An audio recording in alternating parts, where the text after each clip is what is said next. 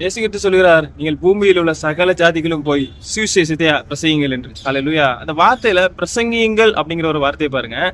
So இது வந்து பிரசங்கிக்கிறது அப்படிங்கிறது யார் வேணாலும் பிரசங்கிக்கலாம். அதாவது நம்ம இயேசு கிறிஸ்துவின் பாவமன்னிப்பை பெற்றுக்கொண்டோம். அவர் ரத்தத்தினாலே பாவமன்னிப்பு உண்டாயிருக்கிறது, இது எல்லாருக்குமே உண்டாயிருக்கிறது. அவர் விசுவாசிக்கிறவங்க அதை பெற்றுக்கொள்கிறாங்க அப்படின்னு நமக்கு என்ன வார்த்தைகள்ல வருதோ, நமக்கு என்ன புரிஞ்சுக்கிற மாதிரி நம்ம எப்படி பேச முடியுதோ அப்படி நம்ம வழியில பேசலாம். அல்லேலூயா. அதுதான் பிரசங்கிக்கிறது. அல்லேலூயா. போதனை அப்படிங்கிறது நம்ம வேதவசனத்தை ரொம்ப ஆழமா தெரிஞ்சுக்கிட்டு அந்த வேதவசனம் எப்படி இருக்கோ அதை அப்படியே தான் கரெக்டா சொல்லணும். இல்லையா? அது போதனை.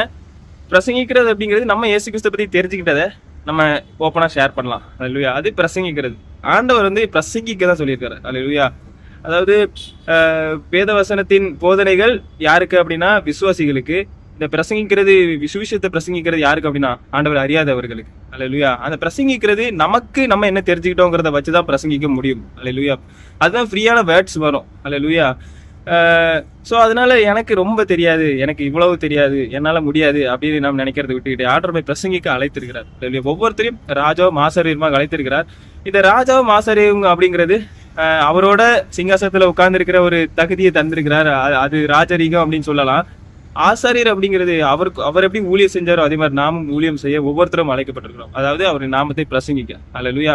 இந்த ஆசாரியன் என்ன பண்ணுவோம் அப்படின்னா வேத வசனத்தை மக்களுக்கு சொல்லிக் கொடுப்பான். இந்த ஆசாரியன் அந்த பழைய ஏற்பாட்டு கூடாரம் இருக்கு பார்த்தீங்களா, அந்த கூடாரத்தோட வேலையெல்லாம் செய்வான். அல்லேலூயா.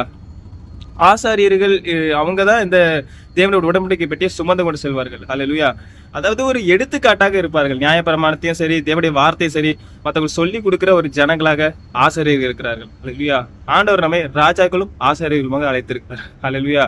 அதனால நாம கண்டிப்பா இயேசுவின் கிரியைகளையும் இயேசு நமக்கு செய்தையும் நாம் சொல்ல அழைக்கப்பட்டிருக்கிறோம். அவர் நமக்கு கட்டளையிட்ட யாவையும் நாம் மற்றவர்களுக்கு சொல்லிக் கொடுக்கும்படி நமக்கு கட்டளையிடப்பட்டிருக்கிறது. அல்லேலூயா. உலகத்துல யாருக்கும் பிரசங்கிக்கும்படி கட்டளையிடப்பட்டிருக்கிறது. கர்த்தர் தாமே எங்களை ஆசீர்வதிப்பார்.